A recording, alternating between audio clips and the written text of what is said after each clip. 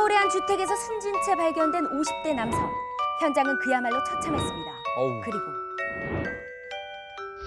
완전히 공공이죠. 똑같이 생겼더라고. 현장에 흩뿌려진 의문의 하얀 가루. 마치 영화의 한 장면을 연상케 하는 모습이었는데요. 정체불명의 하얀 가루가 덮은 그날의 진실은 과연 무엇이었을까요?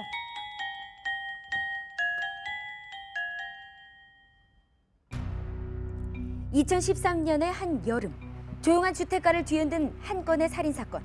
현장은 마치 강도가 침입한 것 같았습니다. 뭔가 중요한 물건을 찾은 듯 집안이 온통 어지럽혀져 있던 건데요. 경찰은 곧바로 집안에 드나든 사람을 특정하기 위해 지문 채취에 나섭니다. 그 결과 현관문 손잡이에서 나타난 3개의 지문. 지문의 주인은 바로 피해자와 연인 관계였던 두 여성, 그리고 그의 아들이었습니다. 먼저 유족을 상대로 수사를 시작한 경찰. 아들은 아버지를 여인 슬픔에 잠겨 있었습니다. 사장님, 꼭 부탁드릴게요. 저희 아버지 꼭 부탁드립니다. 저희 아버지 꼭. 예, 알겠습니다. 꼭 부탁드릴게요. 사건 당일 아버지를 찾아가긴 했지만 특이점이 발견되지 않은 아들. 남은 건 연인 관계였던 두 여성. 하지만 곧 용의선상에서 벗어납니다. 나한테 병원 입원해 있었고 한 명은 알리바이가 그 전날 만났으니까 자기가 와서 신고를 했으니까 그래서 알리바이를 어떻게 할 수가 없지. 결국 수사는 원점으로 돌아가고 말았습니다. 4년 전 한적한 주택가를 혼란에 빠뜨린 사건. 주민들은 그날의 일을 생생히 기억하고 있었습니다. 어디서 그런 거예요? 저 초벽 초빌라 그 집 헐고 새로 쳤잖아. 아, 빌라. 지금은 빌라지만 그때. 그때 단독이니까 단독. 시간이 흘러 현장은 변했지만 아직도 피해자를 기억하는 이웃들이 있었는데요. 그때 당시 우리 집에 오는 언니가 그 오빠를 잘 알더라고. 근데 일수놀이를 했대. 돈놀이게. 그렇다면 금전적인 원한을 가진 누군가의 소행은 아니었을까요? 실제로 피해자는 돈을 필요로 하는 상인들과 이자를 받기 위해 돈을 빌려주는 사람의 사이를 이어주는 일을 하고 있었습니다. 경찰은 피해자의 장부에서 원한을 가질 만한 시장상인 15명을 추려 탐문 수사를 벌였는데요. 하지만 사건 발생 당시에 알리바이가 입증되며 상인들 역시 용의선상에서 배제되고 맙니다. 실제 피해자가 평소 대부업을 하던 시장. 이곳에서 상인들의 이야기를 직접 들어볼 수 있었는데요. 그 사람을 죽일 만큼 원한 있는 사람은 없어요. 다들 인사하고 잘 지냈습니다. 그렇게 사건은 미궁 속에 빠지는 듯 했습니다. 그런데 바로 그때 피해자의 사인을 밝힐 감식 결과가 나오게 됩니다. 피가 머리 쪽에서 많이 나고 후두부 쪽인가 가게한 게 나와요. 그래갖고 함몰 됐어요. 함몰. 국과수의 감식 결과 피해자의 사인은 둔기에 의한 것.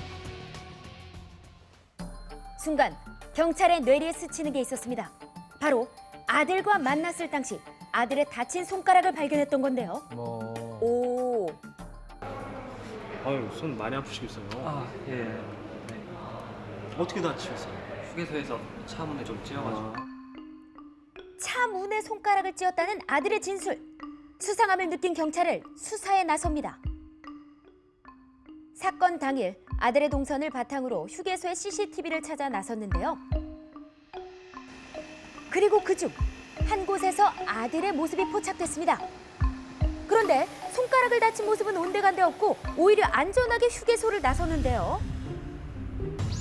수상하기만 한 아들의 행적. 그를 올가매기 위해선 결정적인 증거가 필요했습니다. 100여 미터 주변에 있는 시트를 다 확인했는데 아들이 공원 그쪽에 차 받쳐놓고 집에 왔다가 가는 것이 확인이 된 거야. 굳이 10분 거리에 차를 세워두고 집까지 걸어간 아들. 수상한 건 이뿐만이 아니었습니다. 들고 온 게 없다가 나갈 때는 가방에다가 뭐가 축 처져 있는, 가방에 이렇게 축 처지는 느낌 있잖아요. 그걸 들고 나가더라고. 분명 들어갈 땐 빈손이었던 아들. 그런데 3시간 뒤 집을 나오면서 정체불명의 가방을 가지고 나온 겁니다. 가방의 정체를 밝히기 위해 다시 아들을 만난 경찰. 그리고 가방에서 발견된 건 다름 아닌 3kg의 아령이었습니다. 자기가 이제 뭐 아빠가 아령을 가지고 가라고 그랬다. 경찰은 곧바로 국과수의 감식을 요청합니다. 그리고 그 결과는 충격적이었습니다. 손잡이하고 그 아령 사이에 그 약간 홈이 있어, 홈. 그걸 이제 거기에 이제 그 피해자 피가 있더라고. 국과수 감식 결과 아령에서 발견된 피해자의 DNA. 결국 아들은 아버지를 살해한 혐의로 긴급 체포됩니다.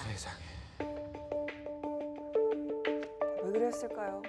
모든 증거가 본인을 향해 있는 상황 속에서 결국 범행을 자백한 아들.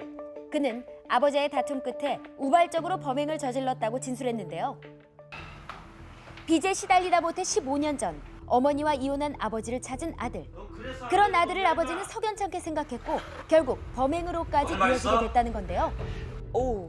하지만 경찰 조사 결과 계획적 범행의 증거들이 드러납니다. 범행 직후 강도 사건으로 위장하기 위해 현장을 어지럽히고 완전 범죄를 꿈꿨다는데요. 우리가 이제 디지털 포렌식을 보냈거든. 근데 거기에 이제 사람 죽이는 방법, 완전 범죄에 대한 그런 것을 핸드폰으로 다 찾아봤더라고. 게다가 현장에서 자신의 흔적을 지우기 위해 영화의 한 장면처럼 세제 가루를 뿌려놓는 치밀함까지 보였습니다.